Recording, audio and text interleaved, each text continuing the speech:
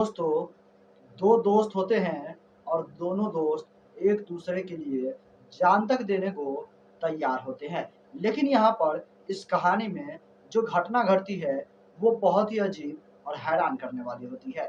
क्योंकि यहाँ पर जो 2 दोस्त होते हैं, दोनों दोस्त शादीशुदा होते हैं और दोनों के पत्नी और बच्चे होते हैं। लेकिन दोनों दोस्त में से एक दूसरे की पत्नी के साथ हँसी-मज़ाक किया करते थे, ठिठोलियाँ किया करते थे। लेकिन इसी हँसी मज़ाक ने आखिरकार एक पति के मन में शक पैदा कर देता है और वही शक एक मौत की वजह बनती है। एक दोस्ती के बीच दरार पैदा करती है। आखिर यह पूरी कहानी क्या थी? चलिए आज के इस वीडियो में विस्तार से जानते हैं।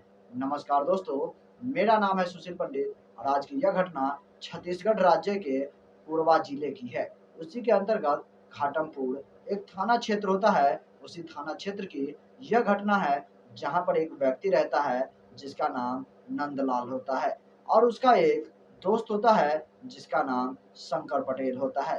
दोनों दोस्त एक दूसरे के साथ बचपन से रहते हैं और दोनों के बीच अच्छी खासी गहरी दोस्ती होती है और एक साथ ही समय के साथ बड़े होते हैं और दोनों की एक साथ ही कुछ समय के बाद शादी हो जाती है। दोनों एक दूसरे के पति पत्नी के साथ मिला-जुला करते और एक साथ हँसी-मज़ाक किया करते थे। लेकिन समय के काफ़ी वक़्त बीत जाने के बाद दोनों के 2-2 बच्चे होते हैं। अब भी दोस्ती में वो पुरानी जो खुशबू, जो सुगंध होती है, वो बरकरार होती है।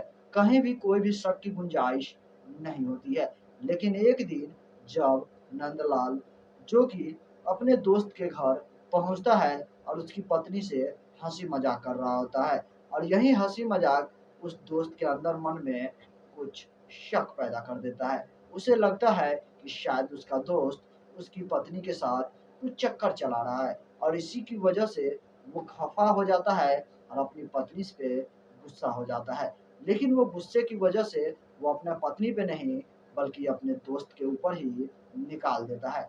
एक धारदार चाकू से अपने ही दोस्त का गला रेत कर काट डालता है और उसकी बॉडी को घर के पिछवाड़ी में ले जाकर छिपा देता है।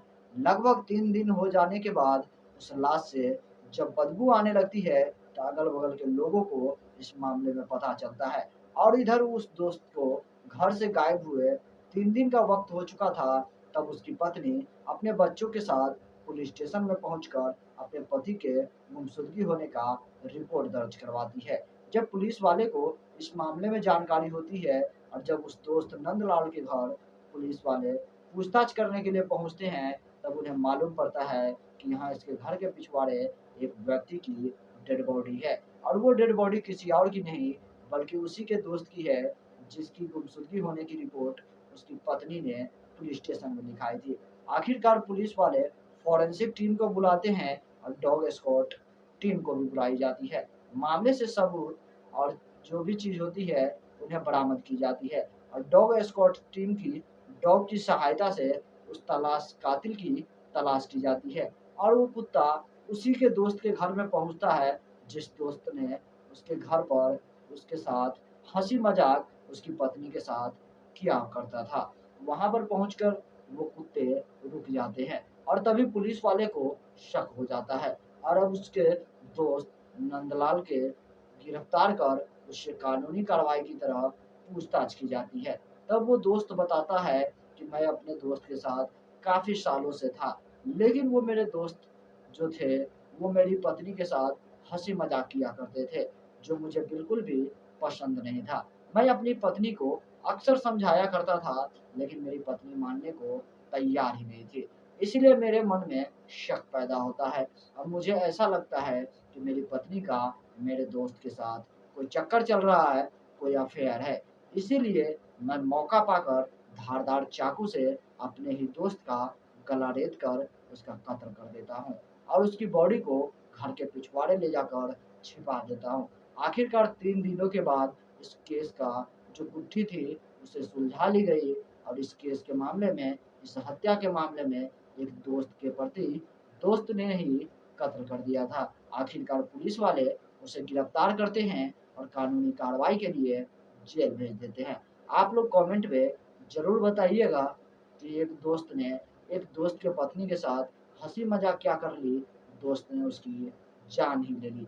बाकी दोस्तों, आजकल के समय में किसी के साथ भी हँसी मज़ाक करना आपके साथ शायद एक गलत ज़िम्मेदारी या गलत वक़्त लेकर आ सकता है। इसीलिए आप सभी दोस्तों से मैं गुज़ारिश करूँगा कि आप लोग सतर्क रहें और सावधान रहें। तब तक के लिए दोस्तों, जय हिंद, जय भारत, सतर्क रहें, सावधान रहें।